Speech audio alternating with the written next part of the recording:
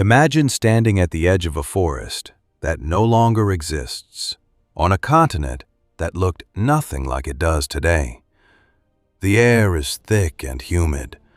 The trees are ancient, older than anything you would recognize. And somewhere in the undergrowth, something is watching you. Not a crocodile, not a snake, not anything that haunts you in your nightmares today. It is a lizard. But calling it a lizard is like calling a nuclear warhead a firecracker. It is 6 meters long from the tip of its enormous skull to the end of its muscular tail. It weighs somewhere between 300 and 600 kilograms, heavier than a grizzly bear, heavier than a lion, heavier than almost anything else walking on land at this moment in history. Its legs are thick as tree trunks. Its claws are curved like hunting knives. And its mouth? Its mouth is something that evolution spent millions of years perfecting into the ultimate killing instrument. This is Varanus priscus. This is Megalania, the largest venomous animal to have ever walked the surface of this planet. And it did not go extinct in the deep, comfortable past. Not in the age of dinosaurs, not in the Jurassic, not in some world so remote it feels like science fiction. It died out somewhere between 40,000 and 15,000 years ago, which means that the first human beings to set foot on the Australian continent did not arrive to an empty paradise. They arrived to a world where this monster was still alive. They looked it in the eye, and some of them did not survive that encounter. For most of human history, we had no idea this creature ever existed. The Aboriginal peoples of Australia carried stories, ancient, extraordinary stories, of enormous reptiles lurking in the bush, of serpents the size of logs, of things that could swallow a man whole. Western science dismissed these stories as mythology, as folklore, as the kind of legends that primitive people invent to explain a world they do not understand. Then the bones started turning up. In caves, in riverbeds, in the red dust of the Australian interior. Fragments at first, a claw here, a vertebra there, a piece of jaw so massive that researchers initially refused to believe it belonged to a lizard at all. Slowly, over decades of careful excavation and laboratory analysis, the picture began to assemble itself. And what emerged from that picture shattered every assumption about what life in prehistoric Australia actually looked like. This is not just the story of a big animal. This is the story of a predator so perfectly designed, so lethally efficient, so deeply integrated into the ecology of an entire continent, that when it vanished, whether from climate change, from the disappearance of its prey, or from the arrival of a two-legged primate with fire and spears, it left behind a wound in the ecosystem that has never fully healed.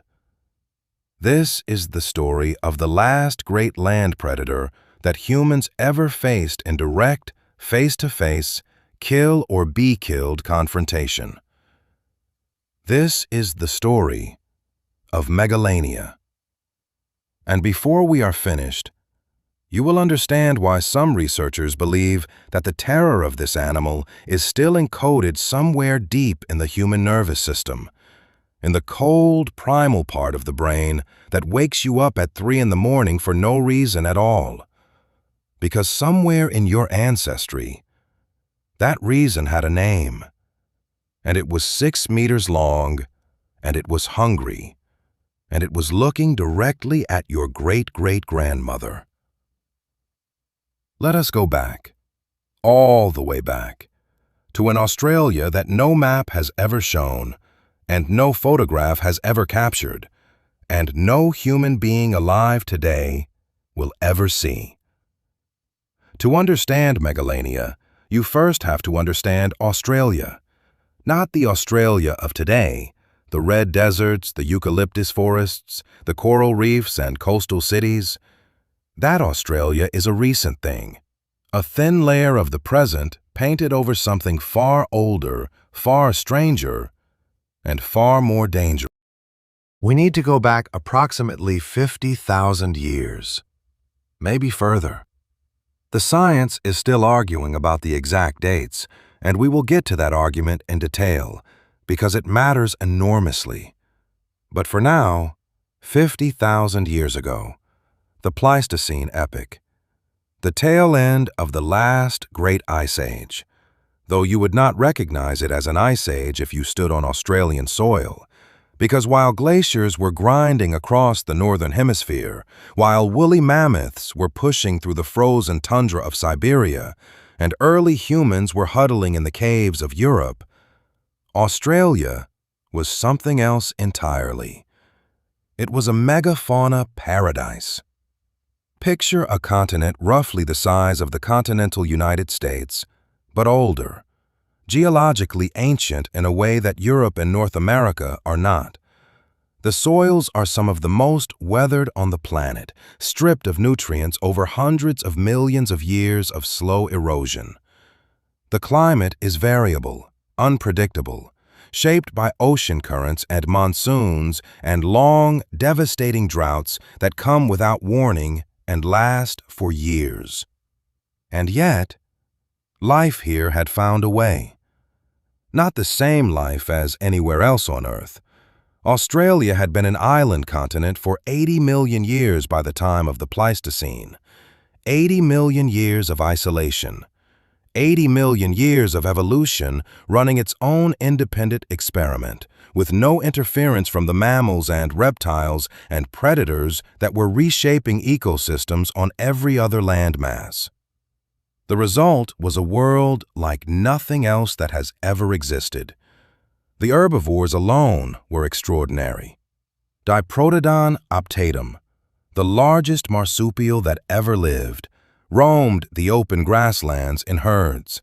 It looked something like a wombat, but a wombat the size of a hippopotamus, 3 meters long, 2 meters at the shoulder, nearly 3,000 kilograms of slow-moving, plant-eating prey. Imagine a creature built like a tank, with a brain the size of your fist, grazing across the floodplains of what is now Queensland and New South Wales. Alongside it walked Procoptodon goliath, a giant, short-faced kangaroo standing over 2 meters tall, with forward-facing eyes and an abbreviated face that gave it an almost unsettling humanoid quality. It weighed around 240 kilograms. It did not hop like a modern kangaroo. Biomechanical analysis suggests it moved in a kind of powerful striding walk, its enormous feet striking the ground with each step. There were giant wombats, giant echidnas, Zygomaturus, a marsupial browser with a strange reinforced skull that it may have used to push over vegetation. Palorchestes, an animal so strange that early researchers thought it was a giant tapir, until better specimens revealed it was a marsupial unlike anything alive today, with a long, flexible snout and enormous claws for tearing at bark and roots. And in the skies above them all flew Dromornis stertoni, sometimes called Sturton's thunderbird, a flightless bird that stood nearly 3 meters tall and weighed over 500 kilograms, making it one of the largest birds to have ever existed. It had a skull the size of a horse's head and a beak like an axe. Whether it was a predator or an herbivore is still debated, but standing next to one would have felt like standing next to something that had no right to exist. This was the Australia that Megalania called home. This was the buffet. Now, let us talk about the Pleistocene climate, because it shaped everything about how Megalania lived, how it hunted, and ultimately, how it died. The Pleistocene epoch spans from approximately 2,600,000 years ago to 11,700 years ago. During this enormous stretch of time, Earth's climate cycled repeatedly through cold glacial periods and warmer interglacial periods. In Australia, these cycles did not produce ice sheets. The continent was too far north for that. Instead, they produced alternating periods of wet and dry, green and brown, abundant and catastrophic. When the first Homo sapiens arrived on Australian shores, carried by rafts or primitive boats across the narrow sea channel that separated the continent from Southeast Asia, they were not stepping into wilderness. They were stepping into someone else's territory. And that someone had been there for millions of years and knew every waterhole, every game trail, every ambush point in a continent the size of a world. The fossil record for Megalania comes from scattered sites across eastern and southern Australia, with the richest deposits concentrated in Queensland, New South Wales, and South Australia. Some of the most significant specimens have been recovered from the Darling Downs region of Queensland, a flat, fertile area that during the Pleistocene was a mosaic of open woodland and grassland, cut through by seasonal rivers and dotted with permanent waterholes.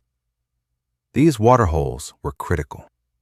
In the dry seasons, every animal on the continent was drawn to them. The diprotodons, the giant kangaroos, the wombats. They had no choice. Water meant survival.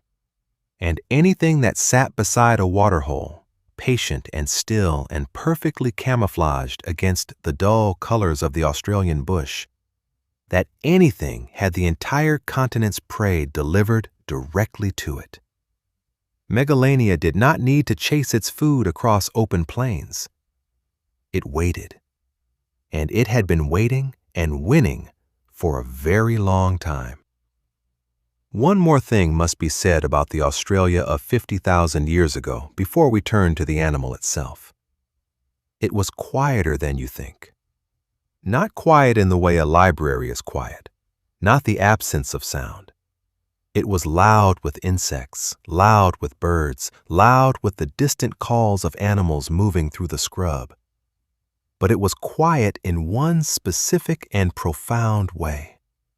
There were no other large predators competing with Megalania for the top of the food chain. No lions, no tigers, no wolves, no bears. The thylacoleo, the so-called marsupial lion, had overlapped with Megalania and may have competed with it for carcasses and prey. But thylacoleo was an ambush hunter built for bringing down single large animals in dense cover. It occupied a different niche. Megalania had the open country, the waterholes, the floodplains, the forest edges. It had all of it. For millions of years on a continent the size of a world, this animal had no equal. And then, in a geological eye blink, everything changed. Let us look at the animal itself, not through the lens of Hollywood, not through the comfortable distance of a museum display case where bones are wired together under fluorescent lights and children press their faces against the glass. Let us look at Megalania the way a paleontologist looks at it, through fragments, through inference, through the slow and sometimes maddening process of reconstructing a living creature from what the earth chose to preserve. Because here is the first and most important thing you need to understand about Megalania. We have never found a complete skeleton. Not one. Not anywhere. In over a century and a half of excavation across the Australian continent, no researcher has ever pulled a complete Megalania out of the ground. What we have are pieces. Scattered, fragmentary, maddeningly incomplete pieces. Vertebrae, limb bones, claws, teeth, skull fragments, recovered from dozens of sites across eastern and southern Australia, none of them representing more than a fraction of a single individual. This is the central frustration of Megalania paleontology, and it is also, in a strange way, the central drama of it. Because from those fragments, researchers have had to reconstruct not just an animal, but an argument. Every measurement, every weight estimate, every behavioral inference is a conclusion drawn from incomplete evidence, tested against living relatives, challenged by competing interpretations, and revised, sometimes dramatically, with each new discovery. The story of how science has understood Megalania is almost as interesting as the animal itself. Let us start with the name, because even the name has a history. The first scientific description of Megalania was published in 1859 by Sir Richard Owen, the same Richard Owen who coined the word dinosaur, who was one of the most brilliant and most difficult figures in Victorian natural history. Owen was working from fragmentary material recovered from Queensland deposits, and he named the animal Megalania priscus. The name comes from the Greek, mega meaning great, and elania, a word Owen constructed to mean roamer or wanderer. Megalania priscus, the great ancient roamer. For most of the following century, Megalania sat in a taxonomic limbo. It was clearly a giant lizard.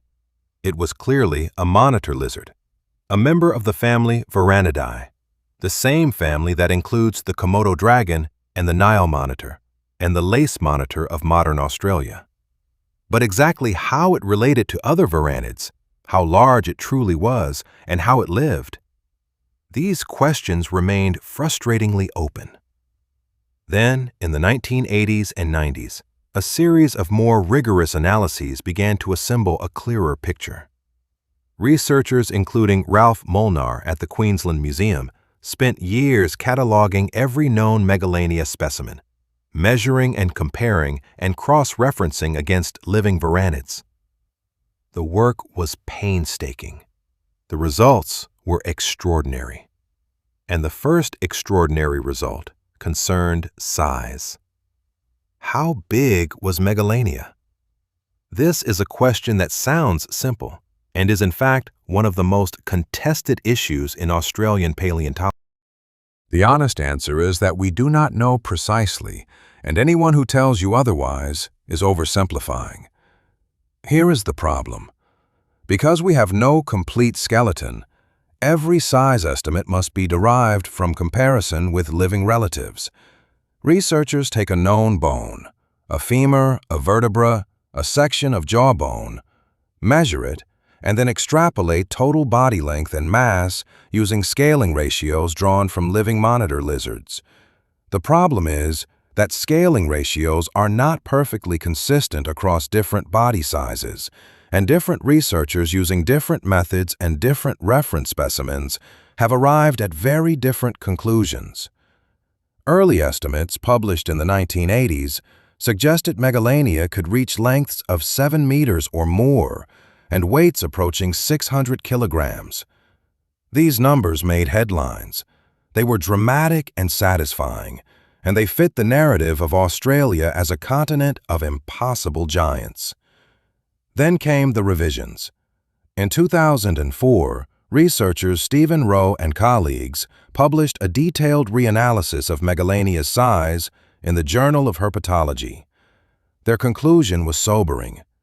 Using more conservative scaling methods and a broader comparative data set, they estimated maximum body length at around 4.5 to 5 meters, with body mass in the range of 97 to 158 kilograms. That is still a massive animal, but it is considerably smaller than the earlier estimates. Then came more revisions in the other direction. In 2009, additional analysis of vertebral dimensions and limb bone proportions suggested that the earlier larger estimates may have been closer to the truth after all. And in subsequent years, researchers examining the biomechanical requirements of an animal hunting megafauna prey argued that a Megalania of only 150 kilograms would have struggled to bring down adult diprotodons or giant kangaroos. Where does the science stand today? The current consensus, and consensus is perhaps too strong a word for what is really an ongoing negotiation, places Megalania at somewhere between 5 and 6 meters in total length for the largest individuals, with body mass estimates ranging from 250 to perhaps 400 kilograms. That is roughly the weight of a large male polar bear packed into a low-slung, long-bodied, armored reptile with a skull the size of a carry-on suitcase. Even at the conservative end of those estimates, Megalania was the largest terrestrial lizard to have lived since the Cretaceous period. Nothing walking on land today comes close. The Komodo dragon, the largest living lizard on Earth, reaches a maximum length of around 3 meters and a maximum weight of around 90 kilograms. Megalania, at its largest, was roughly twice as long and 4 times as heavy. Now imagine scaling up every feature of a Komodo dragon by that factor. The skull, the teeth, the claws, the muscular tail, the heavily built legs, the thick armored skin embedded with small bony scales called osteoderms, tiny bone fragments distributed through the skin like natural chainmail, providing both structural support and a degree of protection from the claws and teeth of prey animals. All of it doubled in length and quadrupled in mass. That is what was waiting at the waterhole. The skull of Megalania, reconstructed from the best available specimens, was long and relatively narrow, a shape consistent with other large varanids. The teeth were serrated, blade-like, curved slightly backward. This tooth shape is characteristic of animals that eat large prey. The backward curve helps prevent struggling prey from pulling free once bitten, and the serrations work like a steak knife against flesh and connective tissue. But the teeth tell us something else, something important about how Megalania hunted and fed. They were not designed for crushing bone. They were designed for cutting and holding. This tells researchers that Megalania almost certainly fed in the manner of modern large monitor lizards, gripping prey, tearing away chunks of flesh, swallowing large pieces with a combination of powerful neck muscles and a flexible skull that allowed the jaws to work independently, like 2 hands scooping food. The legs of Megalania were positioned differently from those of a modern Komodo dragon. Analysis of limb bone proportions suggests that Megalania may have had a more erect posture than its living relatives, legs positioned more directly beneath the body rather than sprawling out to the sides. This is a subtle but enormously important distinction. A more erect posture means more efficient locomotion. It means the animal could move faster and further without exhausting itself. It means Megalania was not just a sit-and-wait predator, but potentially an active pursuit hunter capable of covering ground at a sustained pace that would be alarming in an animal of that size. Exactly how fast Megalania could move is unknown. We have no trackways. No fossilized footprints have been definitively attributed to Megalania, though there are candidates. But based on biomechanical modeling, researchers estimate that over short distances, it could have reached speeds of perhaps 15 to 20 kilometers per hour. Not fast enough to run down a galloping kangaroo across open ground, fast enough to close the distance in thick bush, fast enough to cut off an escape route, fast enough that if you did not see it coming, and you very likely would not, it would be on you before you could process what was happening. And then there is the venom. This is where the story becomes genuinely extraordinary. For most of the 20th century, the assumption was that Megalania, like all monitor lizards, was not venomous. The dangerous bacteria in monitor lizard saliva, particularly the bacteria found in Komodo dragon mouths, were understood to be the primary cause of the slow, fatal infections that followed a Komodo bite. The Komodo dragon's killing strategy, as it was traditionally described, involved delivering a bite, then following the wounded prey for days as septicemia did its work. Then, in 2009, biologist Brian Fry and colleagues at the University of Melbourne published a landmark paper in the Proceedings of the National Academy of Sciences. Their research demonstrated, through detailed anatomical analysis and biochemical testing, that Komodo dragons and monitor lizards more broadly do, in fact, possess functional venom glands. The glands are located in the lower jaw, and they produce a complex cocktail of compounds including anticoagulants, substances that lower blood pressure, and agents that prevent clotting. The venom does not cause immediate paralysis or death. It works more subtly and more terribly. It prevents the wound from closing. It keeps the blood flowing.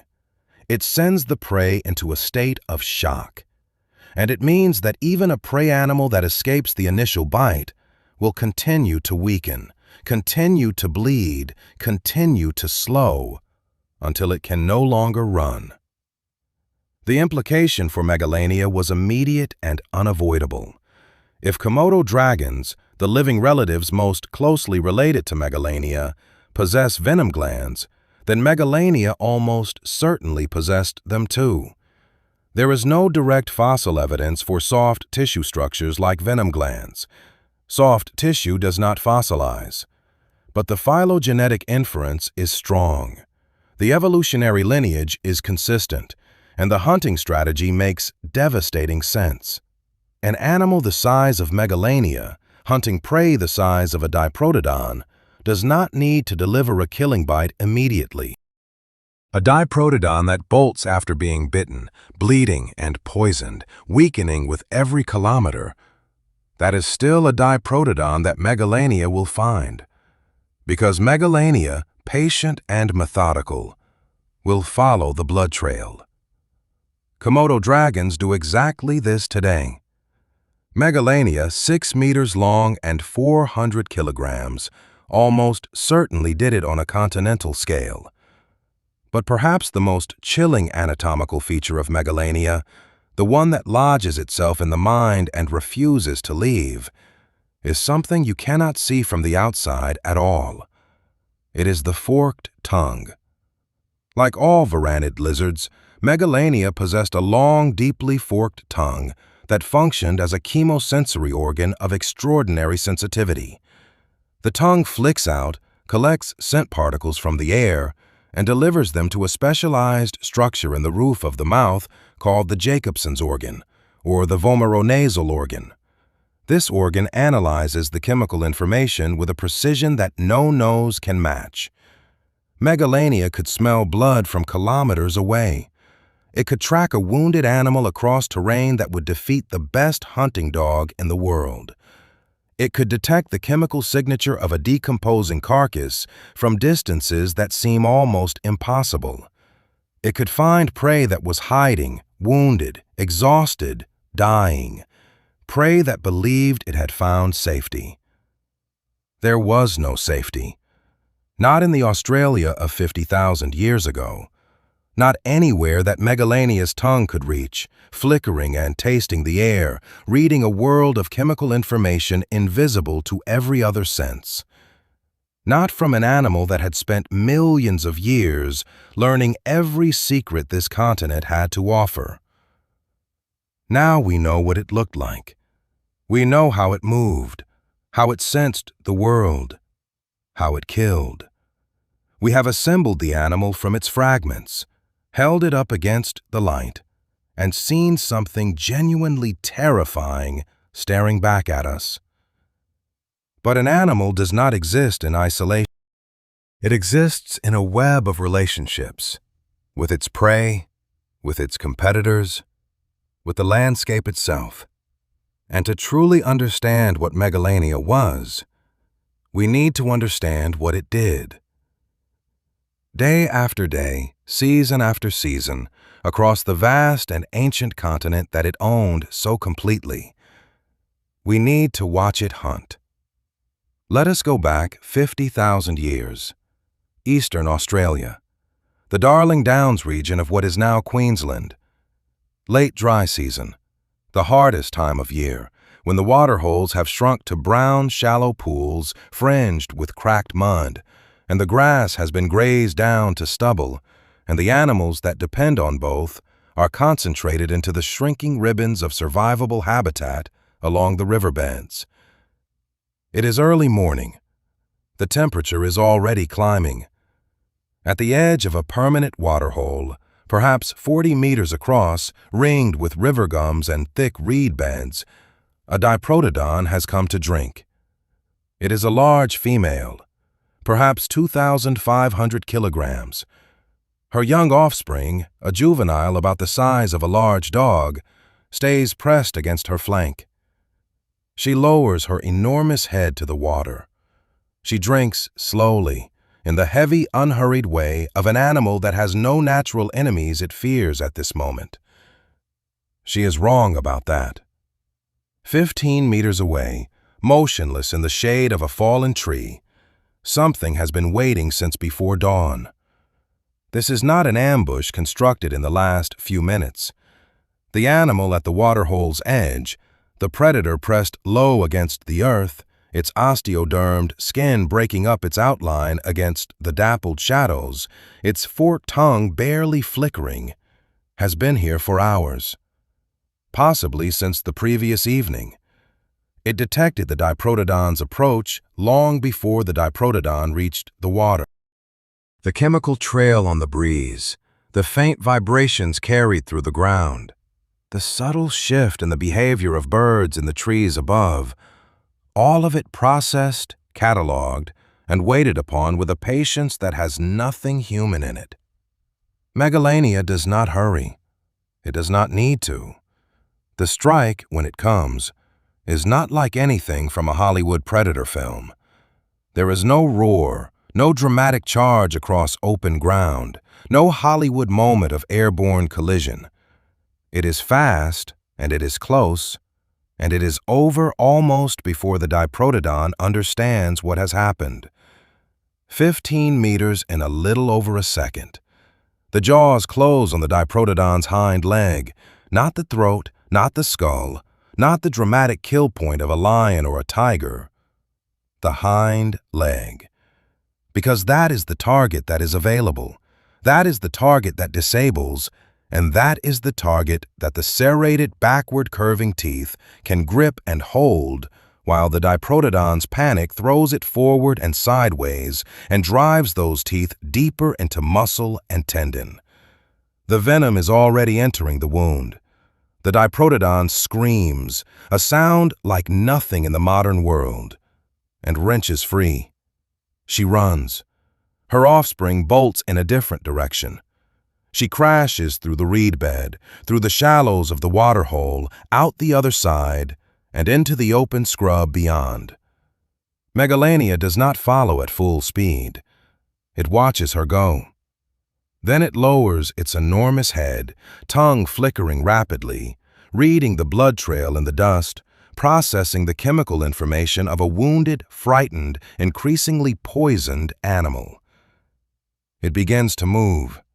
Steadily, methodically, following. It will find her. It always finds them. This hunting strategy, bite, release, track, is not unique to varanid lizards. It is seen in various forms across multiple predator lineages, from venomous snakes to Komodo dragons.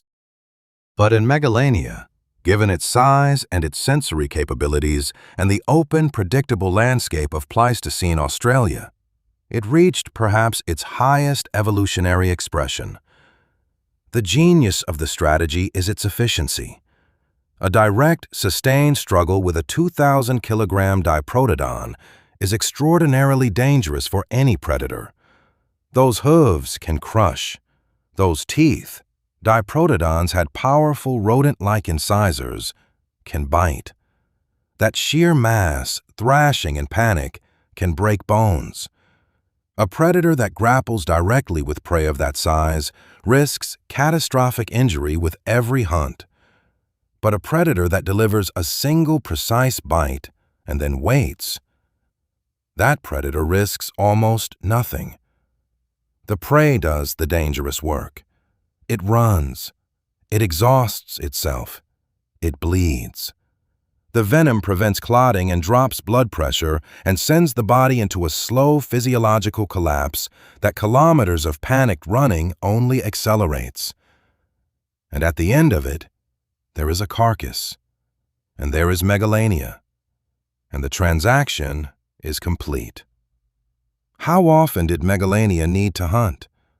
Here, the science of living varanids gives us valuable guidance.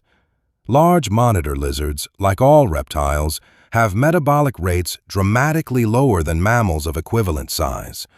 A Komodo dragon, after a large meal, can go weeks without eating again. The thermoregulatory cost of maintaining body temperature is handled by behavior, basking in the sun, retreating to shade, rather than by burning calories continuously the way a mammal does. Megalania, extrapolated from Komodo dragon metabolic data, probably needed to make a successful large kill perhaps once every 2 to 4 weeks during the active season. A single adult diprotodon, even accounting for the portions consumed by scavengers, which we will come to in a moment, represented weeks of caloric surplus for an animal of Megalania's size. This low hunting frequency has a profound implication for how Megalania interacted with the ecosystem. It was not a constant daily terror. It was something more insidious than that. It was intermittent, unpredictable. The Darling Downs could go weeks without a Megalania encounter and then produce 3 in a single month. The herds could move through waterhole country for a season without incident and then lose 3 individuals in a fortnight. This unpredictability is, from a behavioral ecology perspective, far more psychologically destabilizing to prey populations than consistent, predictable predation. Prey animals can adapt to predictable threats. They cannot adapt to threats that appear without pattern. The diprotodons and giant kangaroos of Pleistocene Australia had evolved alongside Megalania for tens of thousands of generations. They had developed behavioral responses, a wariness around dense cover, a preference for open ground where approach was visible, a heightened alertness at waterholes during dawn and dusk. These behaviors were written into their nervous systems by millions of years of selection pressure, but they were never sufficient to make them safe. Because Megalania was also subject to selection pressure, it had been refining its hunting strategies against these same prey animals for the same millions of years. Every behavioral adaptation the prey developed, the predator encountered, and over geological time found ways around. It was an arms race conducted in geological slow motion, each side perpetually 1 step ahead and 1 step behind, in an eternal, deadly oscillation. The scavengers of this system deserve mention because they tell us something important about Megalania's ecological role beyond pure predation. A diprotodon carcass is an enormous resource. 2,000 kilograms of flesh and bone represents more energy than most predators in the ecosystem could consume alone. Modern analogies: the lion killed on the African savanna, the whale fall on the ocean floor, suggest that large carcasses attract complex communities of scavengers that dismantle and distribute that energy through the broader ecosystem. In Pleistocene Australia, the Megalania kill site would have functioned similarly. The giant marsupial lion, Thylacoleo, was almost certainly a facultative scavenger, capable of both killing and stealing kills. The enormous birds, including the various large ratites of the period, would have competed for scraps. Smaller varanid lizards, already present in Australia in considerable diversity, would have moved in once the apex predator had finished or temporarily abandoned the carcass. And Megalania itself was almost certainly an opportunistic scavenger as well as an active hunter. That extraordinary chemosensory system, that forked tongue reading the air for kilometers in every direction, was equally useful for detecting a week-old carcass as for tracking a freshly wounded animal. No caloric resource in the landscape would have escaped its detection. In this sense, Megalania was not simply a killer. It was an ecosystem engineer. Its hunts created resources that cascaded down through multiple levels of the food web. Its presence shaped the behavior of prey species in ways that affected vegetation patterns, waterhole use, migration routes. Its absence, as we will see, left a gap that the ecosystem never filled. But there is one more aspect of Megalania's ecology that has received relatively little attention in popular accounts, and it deserves to be examined carefully. Megalania almost certainly consumed the eggs and juveniles of other large animals. This is not speculation. It is inference drawn from the behavior of every large varanid lizard that has ever been studied. Monitor lizards are extraordinarily effective egg predators. Their ability to detect buried egg clutches through chemosensory investigation of the soil surface is well documented. Diprotodon young, giant kangaroo joeys caught outside the pouch. The eggs and chicks of ground-nesting megafauna birds, all of these would have represented low-risk, high-calorie opportunities for an animal of Megalania's size and sensory capability.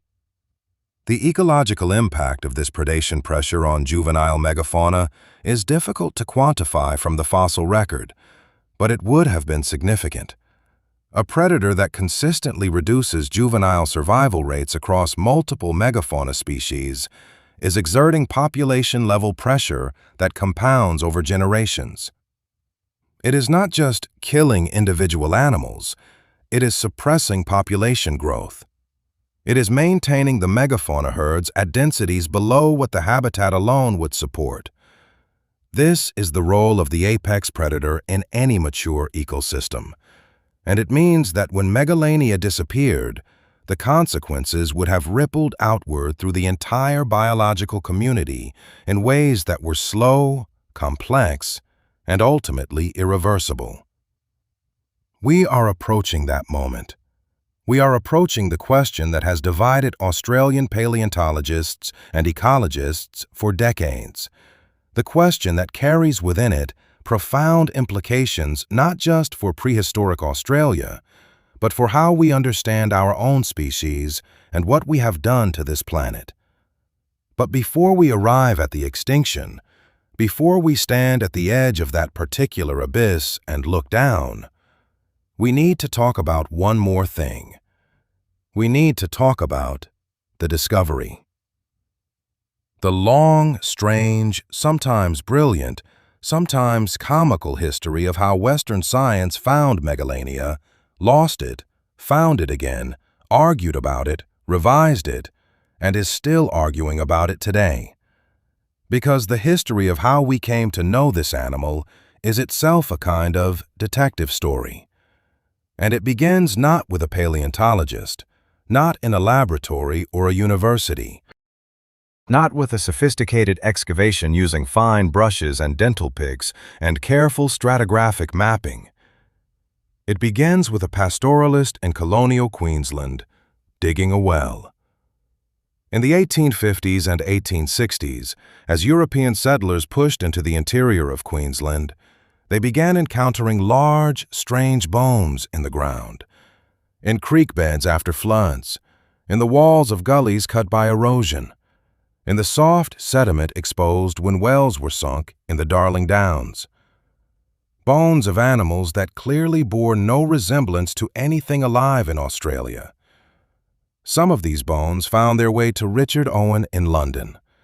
Owen, who was then the most powerful figure in British natural history, recognized immediately that he was looking at something extraordinary. The varanid identity of the material was clear to him. The tooth morphology, the vertebral structure, the overall proportions all pointed unambiguously to a giant monitor lizard. His 1859 paper naming Megalania prisca was brief, based on limited material, and already contested within years of publication. But it established the creature in the scientific literature. It gave the ancient roamer its name. For the next 100 years, Megalania remained a marginal figure in paleontology. Australian prehistory was not a priority for the great natural history institutions of Europe and North America. The fragments accumulated slowly, dispersed across multiple collections, incompletely described and rarely analyzed in relation to each other. It was not until the 1970s, and particularly the work of paleontologist Richard Tedford and later Ralph Molnar, that systematic efforts began to catalog the full extent of the Megalania fossil record and place the animal in its proper ecological and phylogenetic context. Molnar's work, conducted over decades at the Queensland Museum, remains the foundation of modern Megalania research. His painstaking measurements of every available specimen, his careful comparisons with living varanids, his conservative but rigorously argued size estimates, all of this transformed Megalania from a paleontological curiosity into a scientifically credible subject. And with credibility came attention. And with attention came the question that changes everything. Not just what was Megalania, but when did it die? And why? When did Megalania go extinct? 4 words, a simple question. And the answer to that question has generated more controversy, more bitterness, more career-defining arguments in Australian paleontology than almost any other problem in the field. Because the answer is not just a date on a timeline. The answer is an accusation. Let us lay out the problem clearly. We know Megalania was alive during the Pleistocene. We have fossil evidence placing it in the Australian fossil record from at least 40,000 years ago, possibly considerably earlier. We know it is not alive today. Therefore, at some point between roughly 40,000 years ago and the present, it went extinct. The question is, when exactly? And the question of when is inseparable from the question of why. Here is what makes this problem so explosive. The first humans arrived in Australia somewhere between 50,000 and 65,000 years ago. The exact date is still being refined, and different research groups using different dating methods have produced different results. The oldest securely dated evidence of human presence in Australia comes from the Majid Bebe rock shelter in the Northern Territory, where excavations published in Nature in 2017 produced dates of around 65,000 years ago. Other sites cluster around 50,000 years ago. The picture is not yet fully resolved, but the broad outline is clear. Humans arrived. And then, over the following 20,000 years or so, the Australian megafauna collapsed. Not all at once. Not in a single catastrophic event. Species by species, population by population, the great animals of Pleistocene Australia disappeared from the fossil record. Diprotodon, gone. Procoptodon, gone. Thylacca, gone. The giant wombats, gone. The thunderbirds, gone. Megalania, gone. The timing of this collapse and its relationship to human arrival is the central controversy of Australian quaternary paleontology, and it breaks, roughly, into 2 camps. The first camp argues for what is called the overkill hypothesis.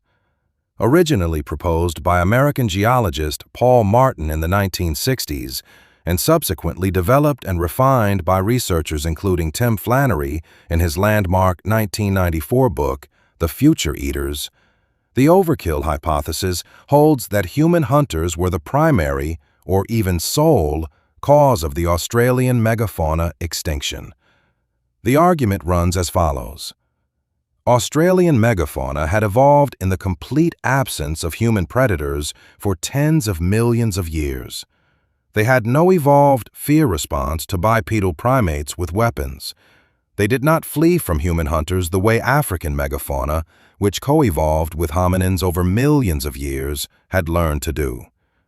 They were, in the blunt language of ecology, naive prey. Naive prey is easy prey. A mob of giant kangaroos that does not bolt when a group of humans approaches can be surrounded, herded, killed with spears and fire drives in numbers far exceeding the immediate caloric needs of the hunting group. This is not malice. This is the simple, devastating logic of a predator encountering prey that has not yet learned to be afraid. Tim Flannery's version of this argument was vivid and unsparing. He described the first Australians as ecological shock troops, moving through a continent of trusting giants, harvesting them faster than populations could recover. The mathematics of megafauna population dynamics, slow reproduction rates, long juvenile periods, low population densities across vast ranges, meant that even modest hunting pressure, sustained over centuries, could drive species toward extinction faster than the fossil record would clearly show. This is a deeply uncomfortable argument. It places the ecological catastrophe of the Australian megafauna extinction squarely in the hands of indigenous Australians, the ancestors of people who have lived on and cared for that continent for 65,000 years. And it has been challenged, modified, and contested vigorously ever since it was first proposed. The second camp argues for climate, specifically for the intensification of aridity across Australia during the late Pleistocene, the drying of the interior, the retreat of the permanent waterholes, the collapse of the grassland ecosystems that supported the megafauna herds. Under this model, humans were a minor factor at most. The megafauna were already stressed by environmental deterioration. Some species may have been declining or locally extinct before humans arrived in their ranges. The extinction was the culmination of long-term climatic trends that would have occurred regardless of whether Homo sapiens ever made it to Australian shores. The current scientific consensus, insofar as consensus exists in a field this contentious, leans toward a combined model. Climate set the table. Humans lit the fire. The argument, in its current most sophisticated form, runs something like this. By the time humans arrived in Australia, the megafauna populations were already under stress from increasing aridity and habitat fragmentation. They were not thriving. They were surviving, in reduced numbers concentrated around the shrinking permanent water sources, already experiencing the population pressures that come with habitat compression. Into this stressed system, humans introduced a new and unprecedented variable. Not necessarily mass slaughter, not necessarily deliberate campaigns of extermination. Something more subtle and perhaps more devastating. The systematic use of fire. Aboriginal Australians have used fire to manage landscape for as long as they have been on the continent. Fire was used to flush game, to clear undergrowth, to encourage the growth of specific food plants, to signal, to communicate, to manage water catchments. It was one of the most powerful ecological tools in human history, deployed across a continent with extraordinary effect. But fire, applied to an already drying landscape, to vegetation communities that had evolved over millions of years in the absence of regular human-directed burning, fire in that context was not just a tool. It was a transformation. It converted complex, multi-layered vegetation communities into simpler, fire-adapted landscapes. It reduced the diversity and density of the vegetation that the large browsers and grazers depended on. It fragmented the habitat further. It pushed the megafauna populations, already reduced, already stressed, past critical thresholds from which they could not recover. Hunting, in this combined model, was the final pressure. Not the only pressure, but the one that, added to climate stress and habitat destruction by fire, tipped population after population across the threshold into irreversible decline. This is the model that most researchers who have studied the question in depth currently find most plausible. It appears in the work of researchers including Chris Johnson, whose 2006 book, Australia's Mammal Extinctions, synthesizes decades of research with admirable clarity. It is supported by the general pattern of the extinction chronology, species disappearing first from the arid interior, where climate stress was greatest and human impact most concentrated, and last from refugia in the well-watered coastal margins. Now, where does Megalania fit in this model? This is where the story becomes particularly interesting, because Megalania's extinction was not just the death of a predator. It was a reversal of roles so profound, so unprecedented, that it seems almost impossible. For millions of years, Megalania had been the hunter, and then humans arrived. And for a period, the length of which we cannot precisely determine, the roles were not simply reversed, they were intertwined. Humans and Megalania occupied the same landscape, competed for the same prey, encountered each other at the same waterholes. The question of whether early Australians actively hunted Megalania is one that the fossil record cannot yet definitively answer. We have no unambiguous Megalania bone with cut marks from a stone tool. We have no rock art that has been positively identified as depicting Megalania, though here things become genuinely intriguing, and we will return to that. What we can say with confidence is this: early Australian humans would have encountered Megalania. The density of both populations across the continent, the overlap in their habitat requirements, the mutual dependence on permanent water sources, all of this makes encounters not just possible, but inevitable. What happened in those encounters?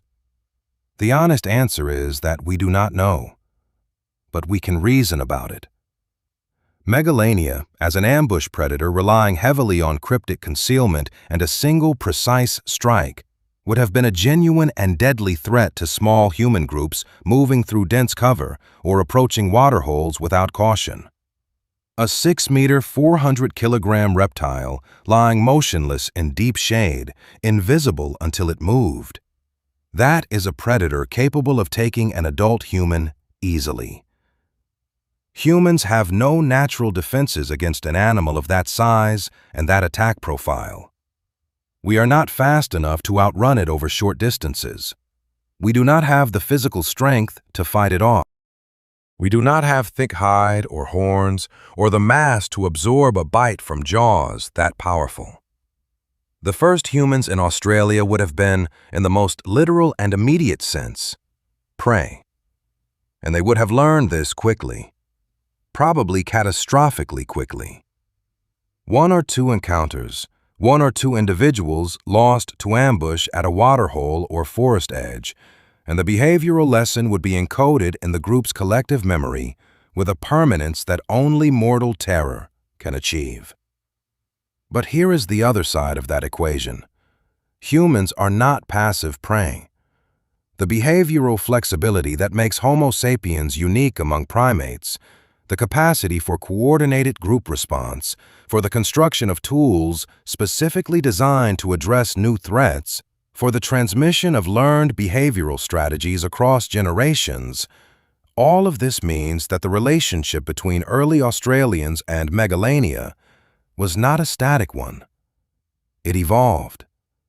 Groups that developed effective strategies for detecting Megalania at distance, reading the behavioral cues of birds and small animals disturbed by the predator's presence, interpreting the chemical information in wind direction, recognizing the physical signs of a recently active large predator at a waterhole.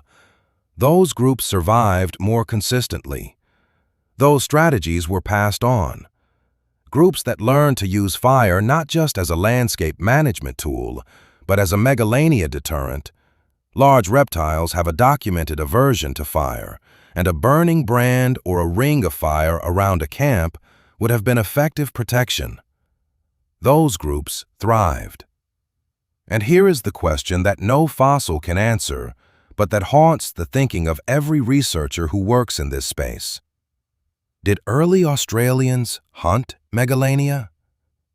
Not defensively, not as an emergency response to an immediate threat, but deliberately, systematically, as prey.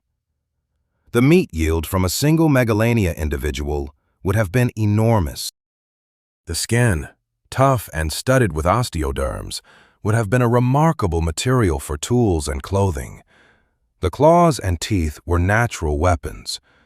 For a hunter-gatherer society with the knowledge and coordination to manage the risk, a Megalania hunt was a catastrophically dangerous, but potentially extraordinary resource event.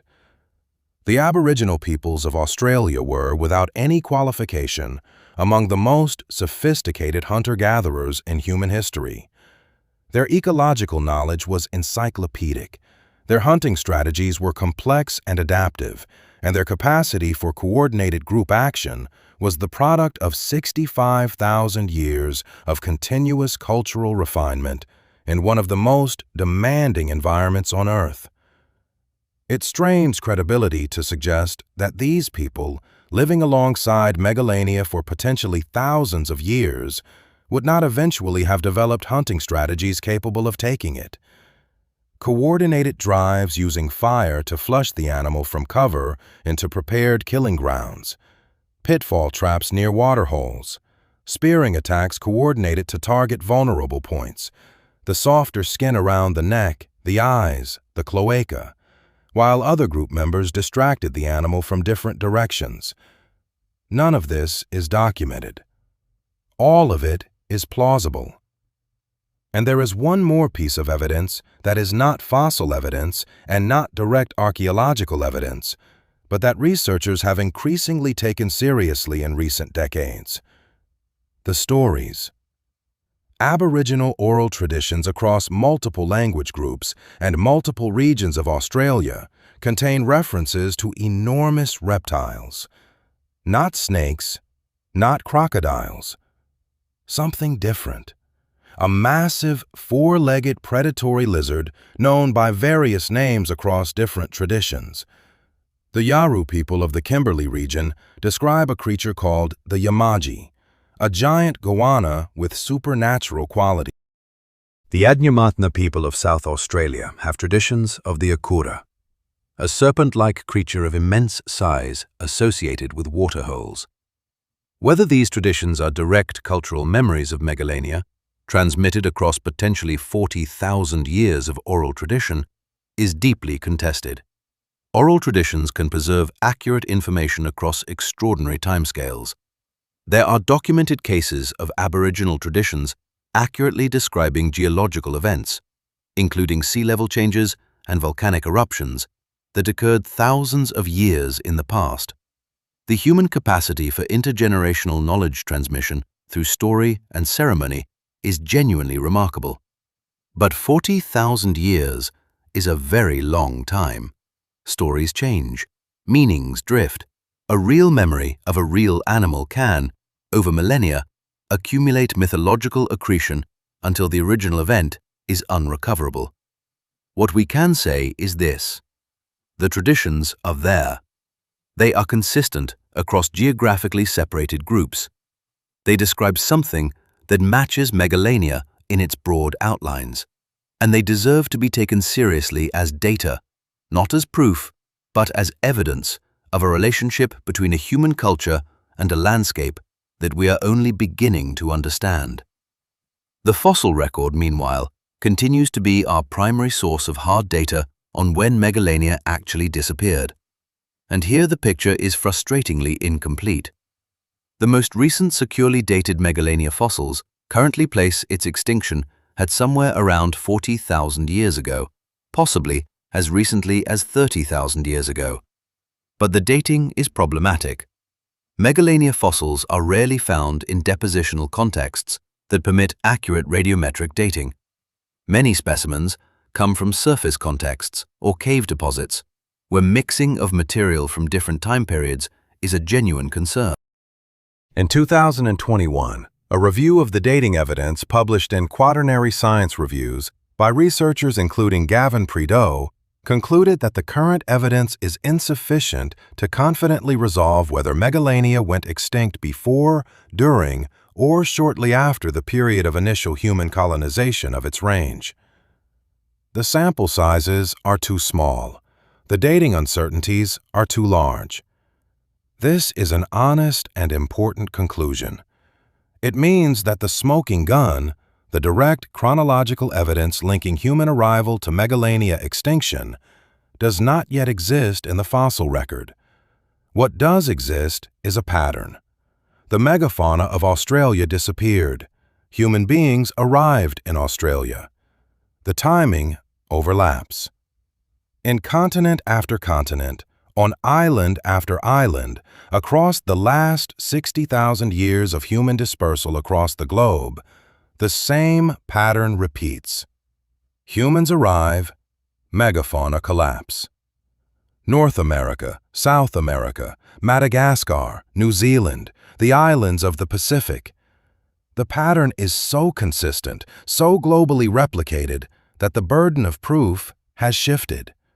It is no longer sufficient to argue that correlation does not imply causation when the correlation appears on every continent and every large island that humans have colonized. Australia is not an exception to this pattern. It is, in many ways, its most dramatic and most consequential expression.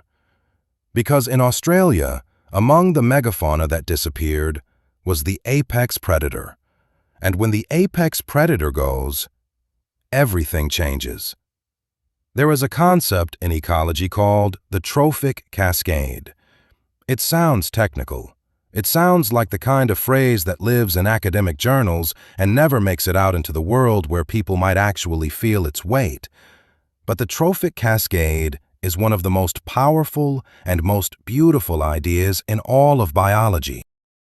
And understanding it is the only way to truly grasp what the extinction of Megalania meant, not just for Australia, but for the entire trajectory of life on that continent, up to and including the present day.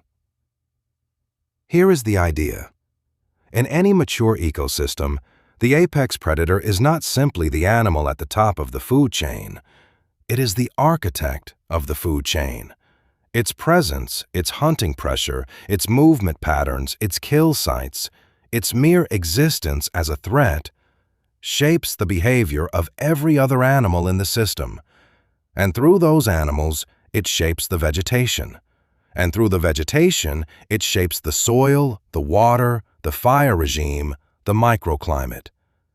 Remove the apex predator, and the system does not simply lose one species, it loses its organizing principle.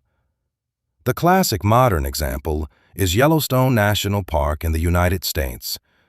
Wolves were exterminated from Yellowstone by the 1920s. In their absence, elk populations exploded. Elk grazed river valleys down to bare dirt. The vegetation along waterways collapsed. Riverbanks eroded. Stream courses changed.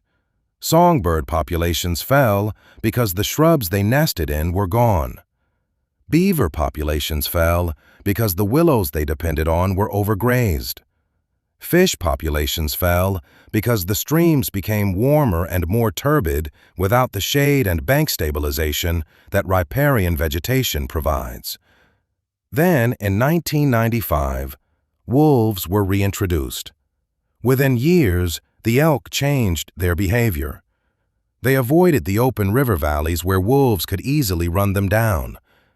The vegetation recovered. The riverbanks stabilized. The beavers returned. The songbirds returned. The fish returned. The rivers themselves, according to a widely cited analysis, literally changed course. Their meanders tightened, their banks solidified, their hydrology shifted because of the behavioral impact of wolves on elk. This is what ecologists call the landscape of fear. The apex predator does not need to kill every prey animal to control the ecosystem. It only needs to exist. The threat of predation, distributed across the landscape, shapes where prey animals go, how long they stay, what they eat, and what they leave alone. The fear itself is the mechanism. The fear itself is the ecological force. Now apply this to Australia. For millions of years, Megalania was the landscape of fear. The diprotodons and giant kangaroos of Pleistocene Australia did not simply wander freely across the continent, grazing wherever vegetation was thickest, lingering at waterholes for as long as they wished, following the most direct routes between food and water without hesitation.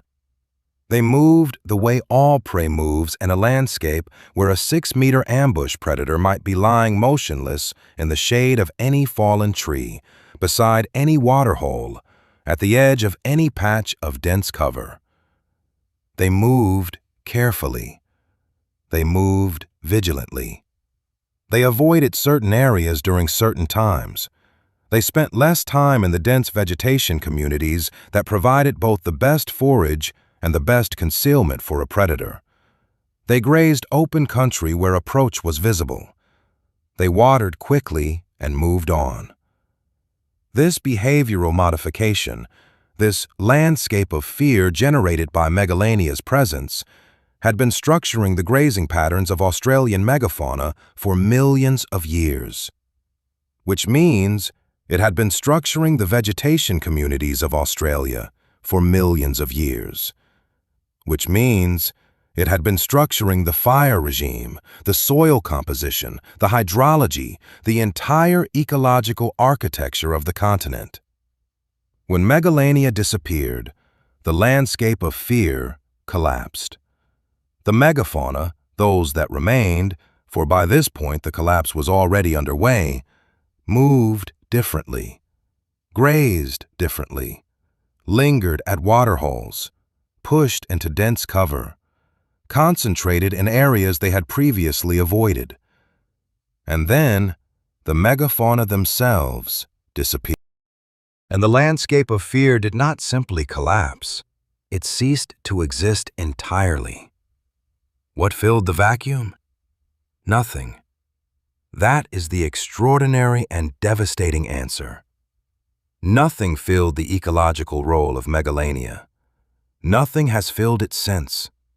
The large predators that exist in Australia today, the dingo, which arrived with humans perhaps 4,000 years ago, and before that nothing larger than the Tasmanian devil and the thylacine on the mainland, are not apex predators in the sense that Megalania was. They operate at a fundamentally different scale. A dingo is an efficient predator of medium-sized prey. A thylacine was an extraordinary pursuit hunter. But neither of them, nor any combination of them, exerted the kind of ecosystem-structuring predation pressure that a 6-meter, 400-kilogram ambush predator with venom and chemosensory tracking capability exerted on populations of 2,000-kilogram herbivores. The ecological wound left by Megalania's extinction has never healed. Researchers, including Christopher Johnson and David Peacock, have argued that the behavioral ghost of megafauna predation, the evolved wariness, the avoidance behaviors, the landscape of fear responses that large herbivores developed over millions of years of living alongside Megalania, persisted in some diminished form for generations after the predator was gone. Animals do not immediately lose behaviors that were written into their nervous systems by millions of years of selection pressure. But behaviors without reinforcement eventually fade. Across generations, without the predator present, the wariness weakens. The avoidance responses attenuate. The caution disappears. And the vegetation communities that depended on that caution for their structure and composition shift in response. This process, the ecological unwinding that follows the loss of an apex predator, is one of the slowest and most consequential processes in conservation biology. and Australia has been living through it in accelerating form for 40,000 years. The Australia we see today, its fire-adapted vegetation, its dominance by eucalyptus species, its relatively impoverished mammal fauna, the periodic, catastrophic overgrazing events that its landscapes experience, is not simply the result of climate and geology. It is, in part, the long shadow of an extinction that happened 40,000 years ago. It is the world that Megalania left behind by leaving it. This is a profound and humbling thing to consider. But let us step back from the ecological theory for a moment and return to something more immediate, more personal. We have talked about what Megalania meant for the ecosystem. We have not yet fully talked about what Megalania meant for the people who shared a continent with it. And this, in some ways, is the most extraordinary part of the story, because the relationship between early Australians and Megalania was not a relationship between humans and an abstract ecological force. It was a relationship between people, real, fully modern Homo sapiens, with language and culture and social bonds and fear and courage, and a predator that could kill them. It was a relationship conducted at close range, in real time, with real consequences. Imagine being part of a small band, perhaps 20 or 30 people, moving through the landscape of Eastern Australia 50,000 years ago. Your group has been following a mob of large kangaroos for 3 days, tracking them toward a permanent waterhole in a landscape of open woodland. The waterhole is 2 hours away. You know it well. You have camped there before. There is good water and good shade, and the approach is relatively open. But there is a problem.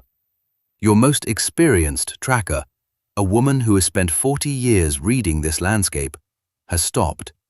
She is crouching, examining marks in the soft earth near a dry creek bed. She is not speaking. But you know what she is looking at. You have seen those marks before. The broad, splayed impressions of enormous feet. The drag line of a heavy tail in the dust. Fresher than this morning. Moving toward the waterhole. And now the calculation begins. You need the water. Your children need the water. The kangaroos you have been tracking for 3 days will be at the waterhole. Everything you need is at the waterhole. And so is Megalania. What do you do? This is not a philosophical question. This is the question that real people faced in real situations with real lives depending on the answer, and the strategies they developed in response to it, the fire use, the coordinated approach, the behavioral reading of the landscape for signs of ambush, the specific cultural knowledge of how a Megalania behaves and where it positions itself and what its tracks tell you about its intentions. All of this was not instinct. It was knowledge. Hard-won, collectively accumulated, culturally transmitted knowledge. It was the first field guide to the most dangerous animal on the continent. And it was passed down, generation to generation, for potentially thousands of years. There is a dimension to this that goes beyond ecology and beyond behavioral strategy. It goes to something fundamental about what it means to be human. We are the only species on Earth that tells stories about predators to protect ourselves from them. Every other animal responds to predator threat through instinct and learned behavior. Humans do that too, but we also narrate the threat. We construct stories around it. We encode the information about when and where and how the predator strikes into narratives that can be transmitted across time and across geography, reaching people who have never encountered the predator directly and giving them the knowledge they need to survive the encounter. The Aboriginal traditions about giant reptiles at waterholes, whether or not they are direct memories of Megalania, are exactly this kind of narrative technology. They encode ecological knowledge in cultural form. They say, in effect, there is something dangerous at the water's edge, something that lies still and unseen and then moves with terrible speed. Be cautious. Be watchful. Do not assume the waterhole is safe. That knowledge, transmitted across 40,000 years, may still be alive in some form in the cultural traditions of people whose ancestors lived it. That is, when you sit with it, an almost incomprehensible thing. Now let us talk about what remains. What does Megalania leave behind for us today, beyond the ecological wound and the cultural echo? The fossil record is the obvious answer. The fragments in museums across Australia, the Queensland Museum, the Australian Museum in Sydney, the South Australian Museum in Adelaide, the Museum Victoria in Melbourne, represent decades of painstaking collection and preparation. They are not spectacular in the way of a mounted tyrannosaur skeleton or a displayed diplodocus. They are fragments, pieces, the incomplete remains of an animal that the Earth has not been generous in preserving. But new specimens continue to emerge. In recent decades, expanded survey work across the cave deposits of southern Australia, particularly in the Nullarbor region, where a network of ancient cave systems has produced some of the best preserved Pleistocene fauna in the country, has added to the Megalania record. Cave deposits are exceptional preservers of bone, protecting material from the weathering and scavenging that destroys surface specimens. The Nullarbor material includes specimens that are better preserved and more complete than most previously known fragments. This work is ongoing. New specimens are being found. New dating efforts are being applied to existing specimens using refined techniques, particularly uranium series dating and optically stimulated luminescence that were not available to earlier researchers. The picture of Megalania that emerges from this work is slowly becoming more complete. Not complete, more complete. The distinction matters. We are still working with fragments. We are still reasoning from incomplete data. We are still arguing about the most basic questions: exact size, exact weight, exact extinction date. But each new specimen adds something. Each new analysis refines something. Each new dating result moves us closer to the resolution of questions that have been open for 150 years. There is also a technological frontier that has opened in recent years and that may, in the future, transform our understanding of Megalania in ways that bone analysis alone cannot achieve. Ancient DNA.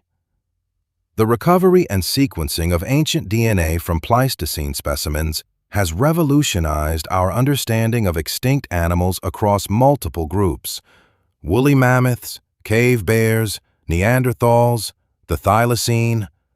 The technique requires preserved genetic material, which means it works best on specimens from cold, dry depositional environments where DNA degradation is slowed. Australia's warm, humid depositional environments are not ideal for ancient DNA preservation. Most Megalania specimens have been subject to conditions that would likely have destroyed genetic material entirely. But the Nullarbor cave deposits are different. They are dry. They are cool. Some specimens from these deposits are preserved in ways that would have been unthinkable from surface finds. No published ancient DNA from Megalania exists as of this recording. The technical challenges are formidable, but researchers working on ancient DNA from Australian Pleistocene fauna have not abandoned the possibility. If it is ever achieved, if even a partial genetic sequence from Megalania is recovered, it would resolve the phylogenetic questions about Megalania's relationship to other varanids that morphological analysis alone cannot answer. It might tell us about Megalania's physiology in ways that bones cannot reveal.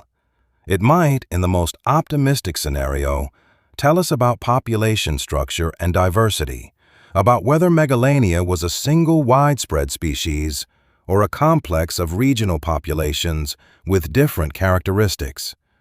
It would be one of the most significant paleontological achievements in Australian history.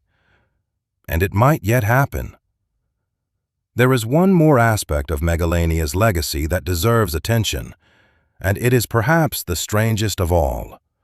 For several decades, beginning in the 1970s and continuing intermittently to the present day, there have been reports from various parts of rural Australia of enormous monitor lizards, animals described as significantly larger than any known living varanid, sometimes measuring 5 or 6 meters in length, encountered in remote bush country.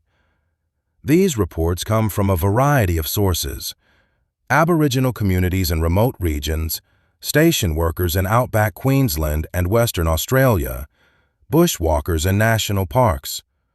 Some of the reports are detailed and specific, descriptions of an animal with a particular gait, a particular coloring, a particular response to human presence. The scientific response to these reports has been, appropriately, skeptical. Large lace monitors, the largest varanid species currently living in Australia, can reach lengths of 2 meters and weights of around 20 kilograms. That is a substantial lizard. An excited observer, encountering a large lace monitor unexpectedly in dense bush, might be forgiven for overestimating its size in the shock of the moment. There is also the issue of confirmation bias. The stories of giant monitors exist in the cultural background of rural Australia. A person who has heard these stories, encountering a large lizard in poor visibility, may unconsciously interpret the experience in terms of the existing narrative.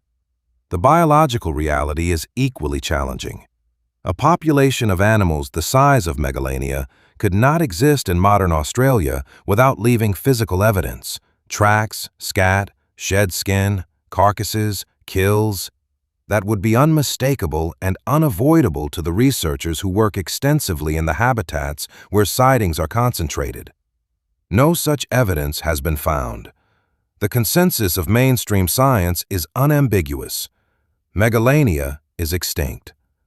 The sighting reports represent misidentification of known species, perceptual errors under conditions of surprise and stress, and the powerful human tendency to see what stories have prepared us to see. But the reports continue, and they will likely continue, because the stories are old and deep, and the landscape of Australia is vast, and the human imagination, once primed with the possibility of a 6-meter lizard in the bush, does not easily let that possibility go. In a way, the persistence of these reports is itself evidence of something real, not of a living Megalania, but of the depth of the impression this animal made on the human psyche of a continent. An impression made across tens of thousands of years of genuine, dangerous coexistence. The monster is gone. The fear of the monster remains. And perhaps that is appropriate. Perhaps that fear is the last surviving trace of a relationship that shaped both the predator and the prey. The animal that ruled a continent for millions of years, and the people who arrived to find it waiting for them, and who somehow, against every rational expectation, outlasted it. Let us ask the hardest question. Not when did Megalania go extinct? We have wrestled with that already, and we have been honest about the limits of what the fossil record can tell us. The dating is imprecise, the sample sizes are small, the uncertainties are real and acknowledged. The hardest question is different. The hardest question is this: an animal that survived for millions of years, that navigated ice ages and interglacial periods and droughts and floods and the complete restructuring of Australian vegetation communities multiple times over, an animal that was, by every biological measure, one of the most successful large predators in the history of this planet. Why did that animal suddenly stop surviving? What was different this time? Because something was different. The climate of the late Pleistocene was not the most extreme that Australia had experienced during Megalania's existence.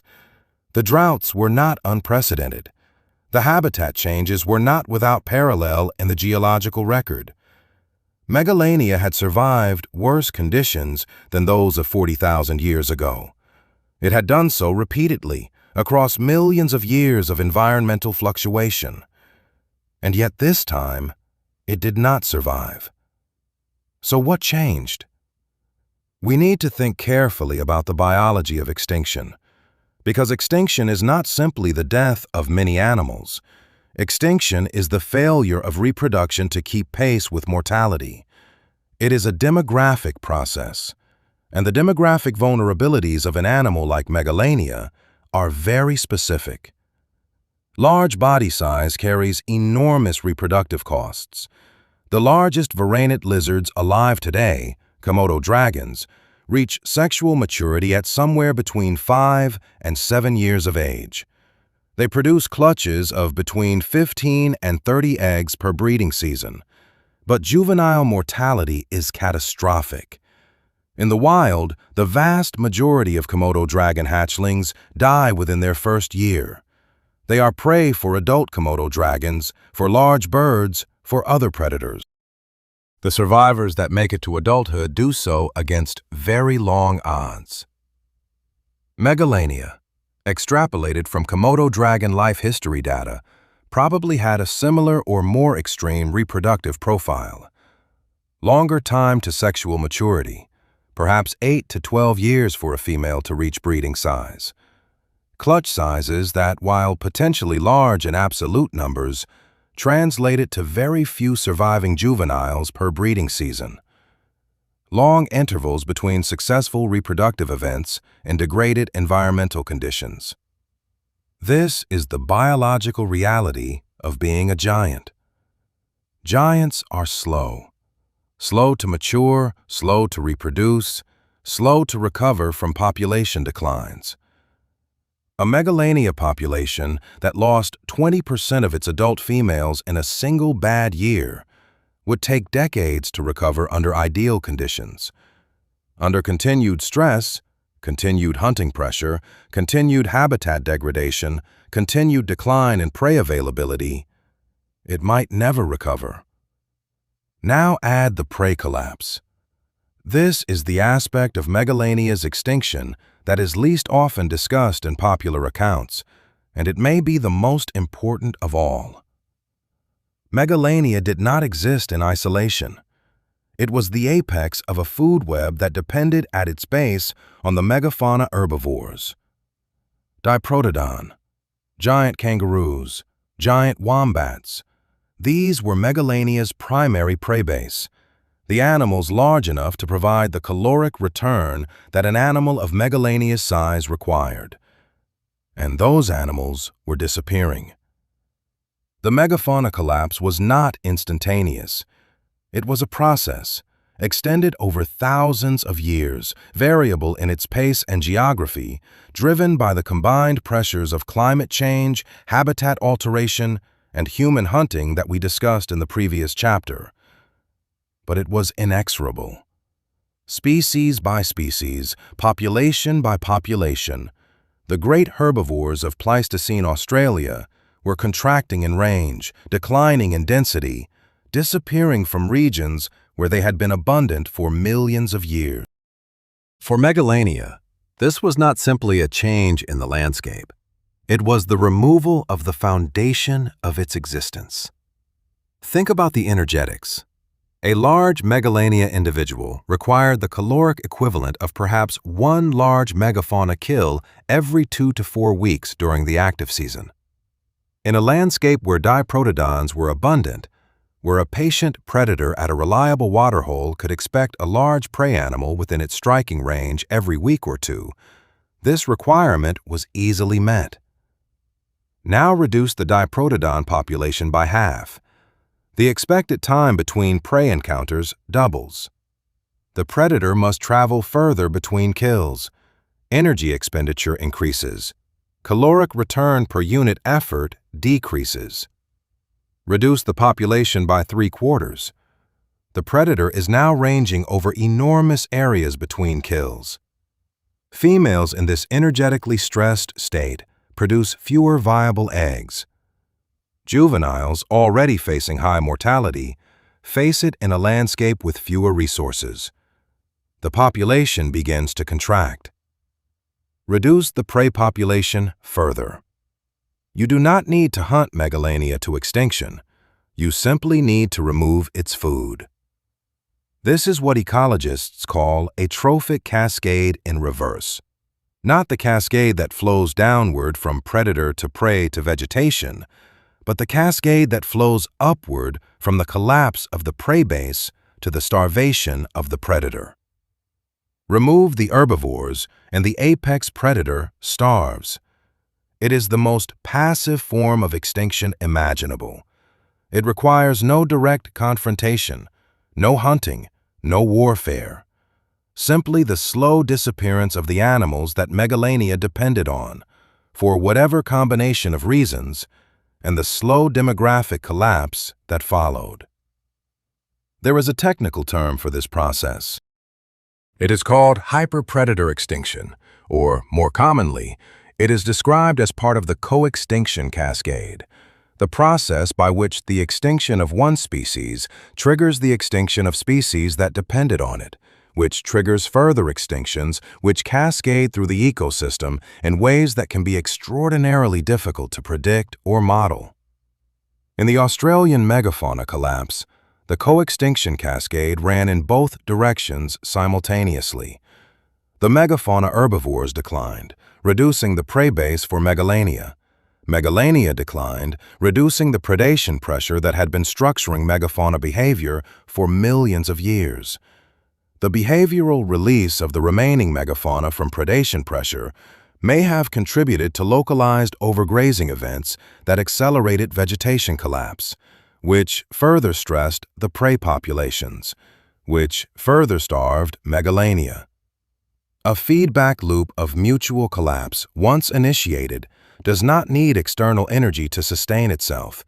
It is self-reinforcing. It runs to completion. And here is the element that makes the human role in this story so difficult to evaluate cleanly.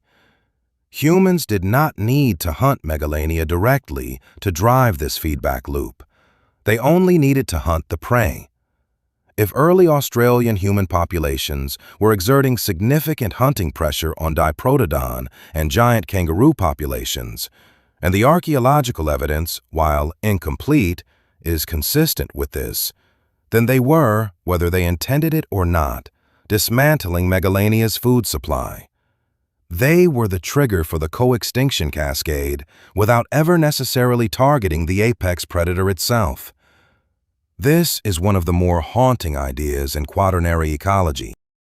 The possibility that Megalania was not hunted into extinction, was not driven out by direct human competition, was not even particularly aware of humans as a threat in the grand scheme of its existence, but simply found itself, one generation at a time, in a landscape with less and less to eat, until there was not enough, until the water holes sat empty of the heavy footprints that had meant a meal, until the chemical trails on the breeze led to nothing, or to carcasses already picked clean, until the clutches of eggs that were laid did not produce enough surviving juveniles to replace the adults that were dying, until the last of them, old probably and slow, and hunting in a landscape that had already given up its giants, simply did not get up from wherever it had last rested. We do not have a last Megalania specimen with a date we can confidently read. We do not know where the last one died. We do not know when. Somewhere in the red interior of Australia, or the green margins of its eastern coast, or the cave country of the south, somewhere, the last Megalania took its last breath. And the air, which had carried the chemical signatures of that animal's movements and intentions for millions of years, was suddenly clear. And nothing noticed. Because the things that would have noticed the prey animals whose nervous systems had been tuned for millions of years to detect the presence of this predator, those animals were already mostly gone. The world did not mark the moment. It never does. Now let us talk about something that is not yet resolved, something that is actively being argued about in the scientific literature right now, something that has the potential to revise our understanding of Megalania's extinction timeline, and therefore our understanding of its relationship with early Australians. The problem of the ghost range. In biogeography, a ghost range is the inferred presence of a species in a time and place where no fossil evidence has yet been found. It is the gap between the last confirmed specimen and the likely actual extinction date.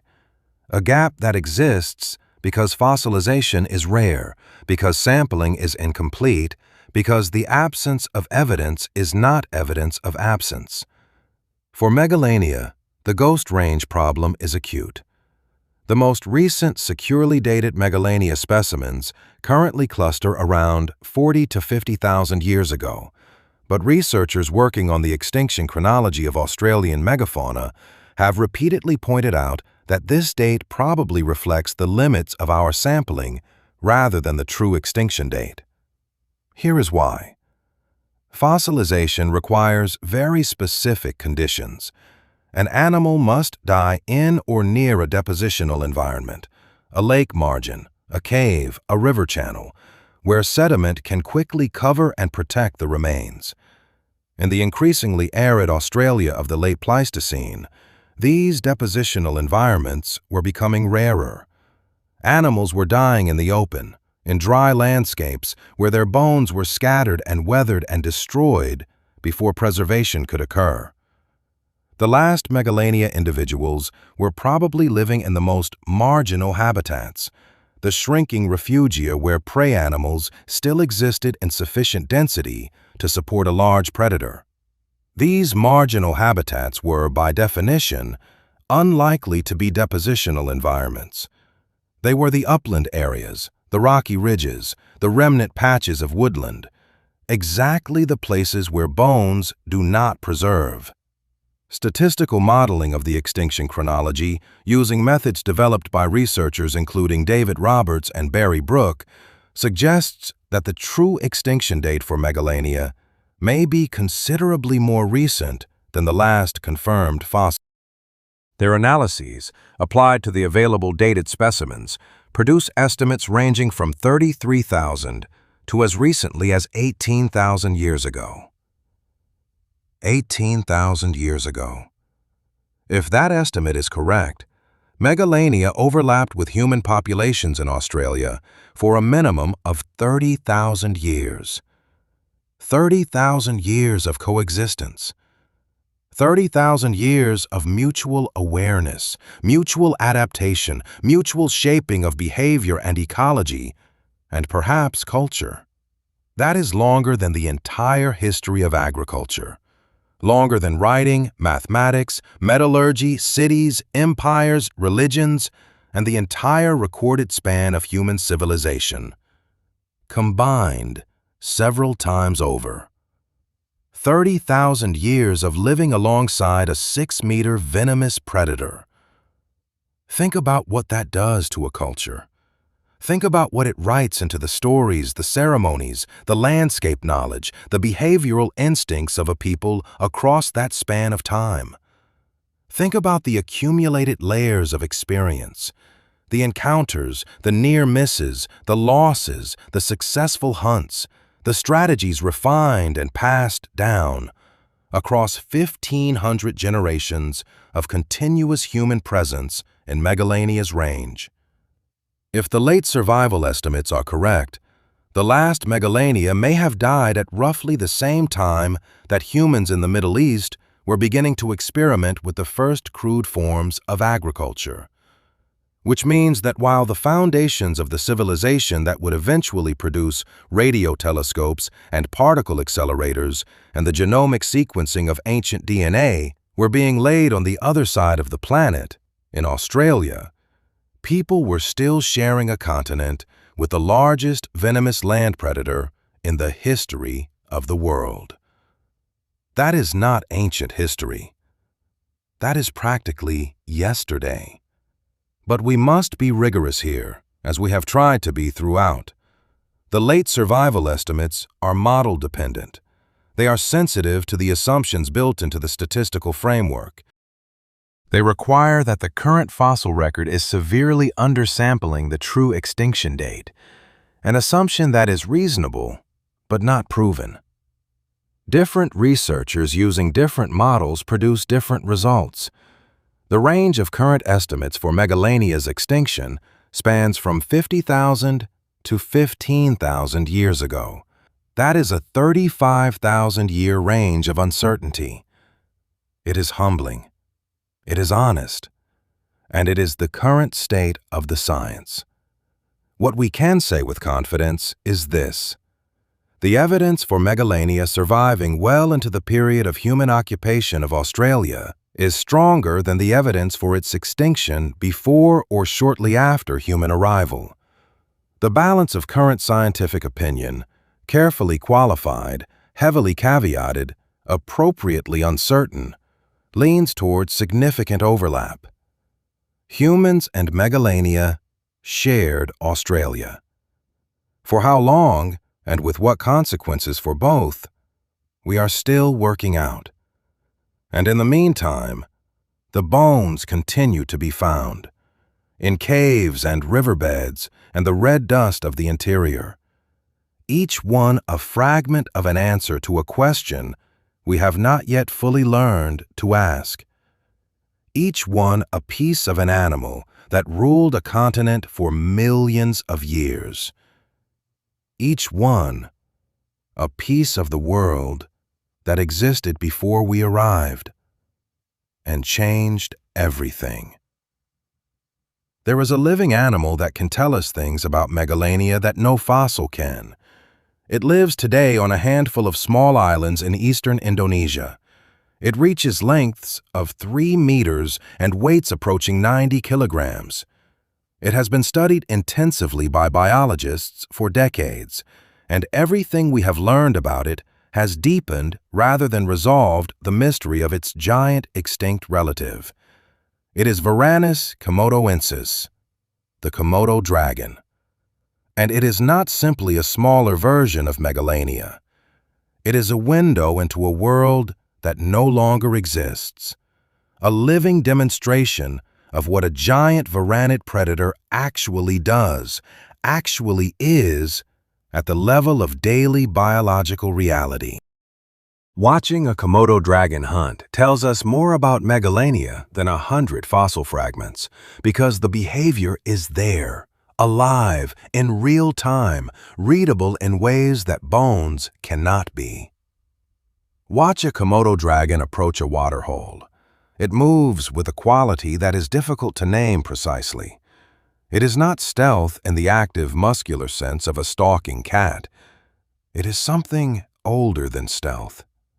It is a quality of absolute physical commitment to stillness and to patience, a willingness to become for hours at a time simply an object in the landscape, a log, a rock, a piece of shadow that happens to have eyes. And then something comes to drink. The transition from stillness to motion is so fast that observers who have witnessed it describe a kind of cognitive discontinuity. One moment there is a log in the shade, the next moment something is happening at the waterhole that the eye cannot fully process. Scale that up, double the length, quadruple the mass, extend the range of that chemosensory system so that it is reading the air across kilometers rather than hundreds of meters. Place it in a landscape not of small deer and wild pigs, but of animals the size of rhinoceroses and hippopotami. That is what was at the waterhole in Pleistocene Australia. That is what the first humans encountered when they pushed into the interior of a continent that had been preparing this particular ambush for millions of years. The Komodo dragon also tells us something important about resilience. about what happens to a giant varanid when its world changes around it. The ancestors of the Komodo dragon were once found across a much wider range. Fossil varanids closely related to Komodo dragons have been recovered from Australia itself, from Queensland deposits dating to the Pleistocene, suggesting that the evolutionary lineage that produced both Megalania and the modern Komodo dragon was once broadly distributed across the Australia-Indonesia region. As the climate changed, as sea levels rose and fell, as habitats shifted, the range of these giant varanids contracted. The Australian representatives, including Megalania, went extinct. The Indonesian representatives survived, confined to islands where reduced prey availability produced, over generations, a somewhat smaller body size than their ancestors. The Komodo dragon is, in a real sense, a refugee. It is what survived when everything else was lost. And it is currently listed as endangered by the International Union for Conservation of Nature, with a wild population estimated at fewer than 3,500 individuals, confined to Komodo National Park and a handful of adjacent islands. Habitat loss, prey depletion, human encroachment, and the effects of climate change on the low-lying coastal habitats where Komodo dragons nest and bask are all contributing to a slow population decline that conservationists are working urgently to reverse. The largest living varanid on Earth is in trouble, and the irony is almost too heavy to carry. For 50 million years, the varanid lineage produced some of the most successful large predators this planet has ever seen. They ruled Australia for millions of years. They produced Megalania, the largest venomous animal in the history of terrestrial life. And now, the last of the giant lineage, reduced to a few thousand individuals on a handful of Indonesian islands, is watching its world shrink in ways that carry uncomfortable echoes of what happened to its relatives at the end of the Pleistocene. A prey base under pressure, a habitat fragmenting, a climate shifting, a human population expanding. We have seen this story before. We know how it ends. Let us talk about what Megalania means for us today, not as a paleontological curiosity, not as a data point in the extinction debate, but as a presence in our understanding of ourselves. There is a branch of evolutionary psychology that studies what researchers call evolved fear responses, the specific categories of threat that human beings across all cultures and all geographies react to with a speed and intensity that exceeds what simple learned experience would predict. Snakes, spiders, heights, the dark, and large predatory reptiles. The fear of large reptiles appears to be one of the oldest and most deeply encoded threat responses in the primate nervous system. Research by psychologists, including Arne Oman at the Karolinska Institute in Stockholm, has demonstrated that humans detect images of snakes and lizards significantly faster than images of other objects, including other threatening stimuli, even when the images are presented at speeds too fast for conscious recognition. The detection happens before awareness, before thought, at a level of neural processing so fundamental that it is, in a very real sense, not learned. It is inherited. The argument is not that our ancestors were specifically afraid of Megalania. The argument is that the primate nervous system has been shaped over tens of millions of years of primate evolution by encounters with large, dangerous reptiles, encounters that selected ruthlessly for fast, automatic threat detection and immediate fear response. The ancestors that detected the large reptile fastest and moved fastest in response survived to reproduce. The ones that were slower did not. This evolutionary pressure did not end when modern humans arrived in Australia. It intensified, because in Australia, The large, dangerous reptile was not a background element of the environment. It was the dominant ecological force. It was the thing that determined where you could drink water, where you could camp, which routes you could walk safely, and which were death.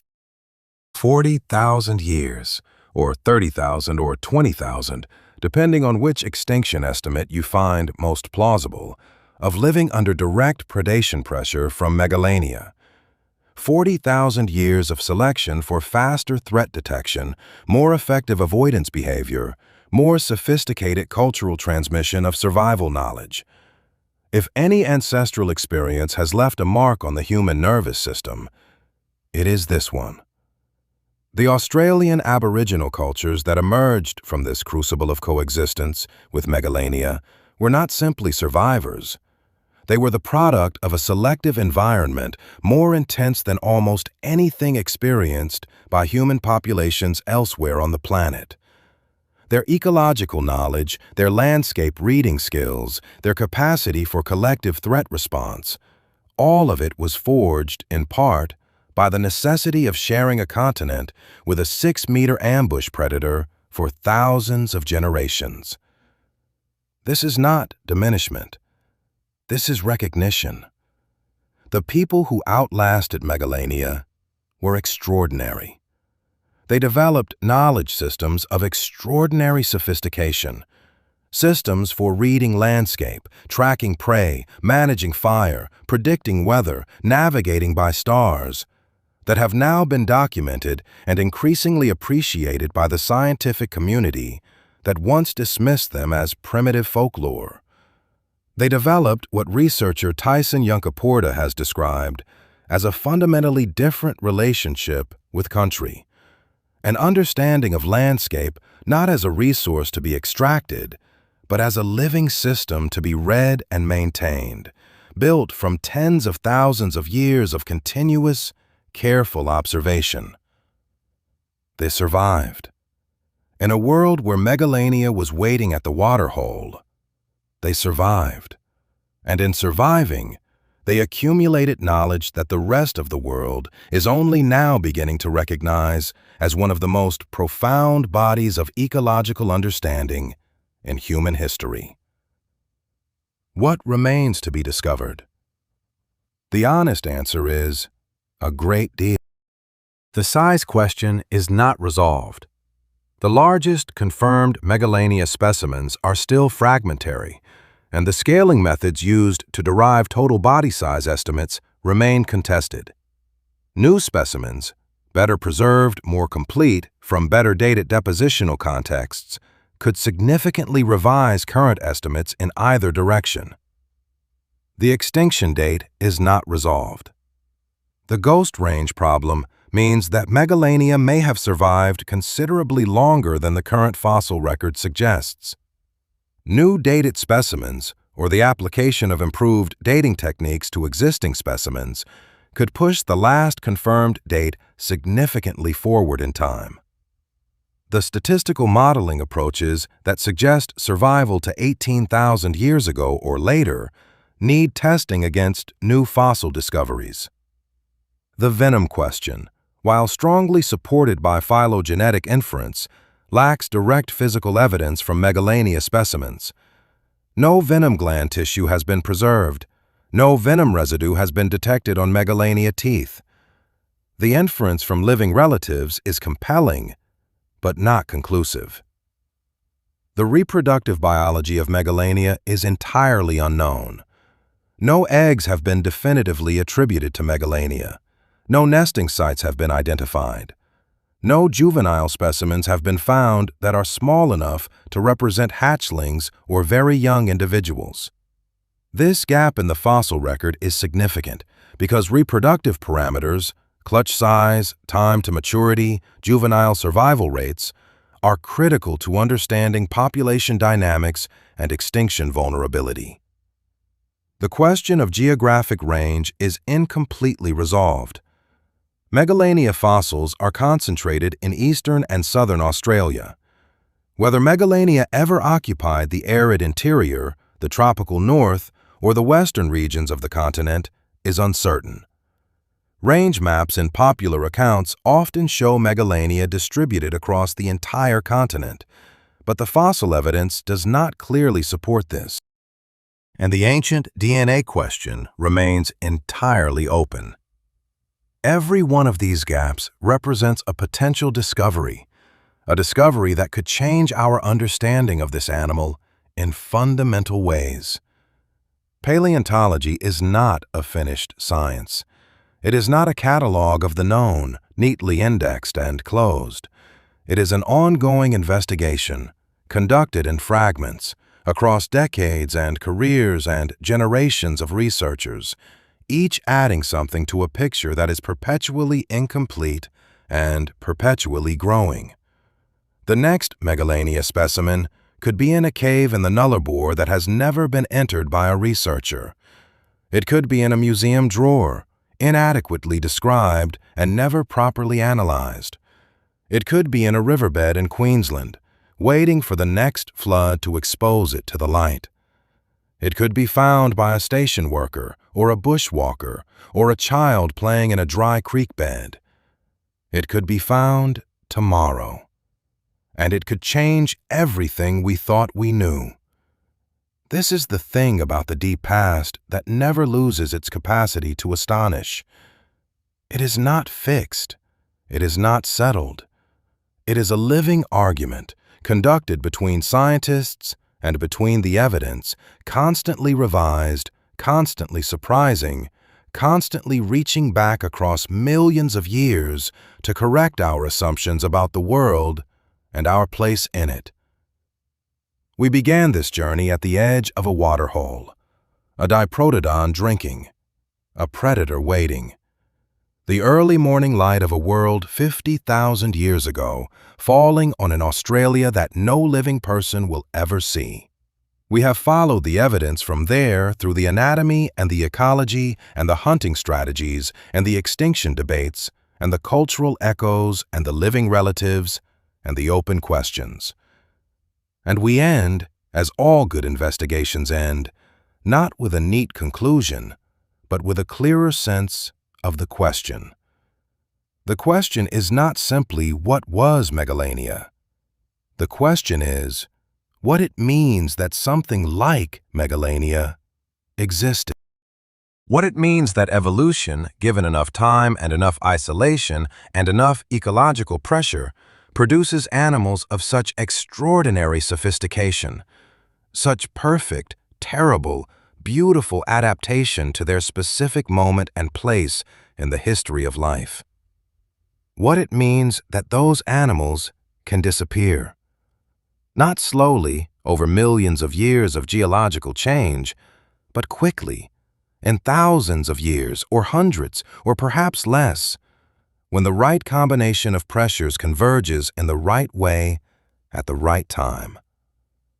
What it means that we were there when it happened, that our ancestors looked this animal in the eye and learned to read the signs of its presence in the landscape and developed strategies for surviving in the same world it occupied, and told stories about it that may still be alive somewhere in the cultural memory of a people who have been on that continent for 65,000 years.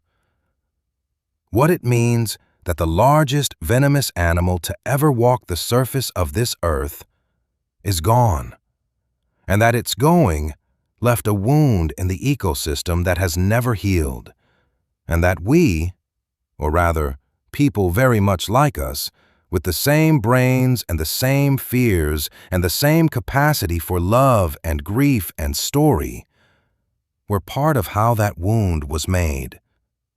These are not comfortable questions, but they are important ones, because the story of Megalania is not only a story about the past, it is a story about what apex predators do for the world and what the world loses when they go. It is a story about the relationship between a species and the ecosystem that produced it, a relationship of such intricate mutual dependence that the removal of one thread can unravel things we never knew were connected. It is a story about us, about what we have always been capable of, for better and for worse, about what we owe to the living world that we now dominate so completely, and about what is still out there in the red dust and the cave systems and the ancient riverbeds of a continent older than almost everything else on Earth, waiting to be found, waiting to tell us something we do not yet know, waiting with the patience of deep time for us to ask the right question. Somewhere in Australia, Megalania is still there, not alive, not waiting to ambush you at a waterhole, but present in fragments, in the earth, in the stories, in the deep animal part of the nervous system that still scans the undergrowth automatically, still checks the shade beneath fallen trees, still feels a cold and nameless unease at the edge of dark water. The great ancient roamer, still roaming in its way, still here, automatically, still checks the shade beneath fallen trees, still feels a cold and nameless unease at the edge of dark water. The great ancient roamer, still roaming in its way, still here.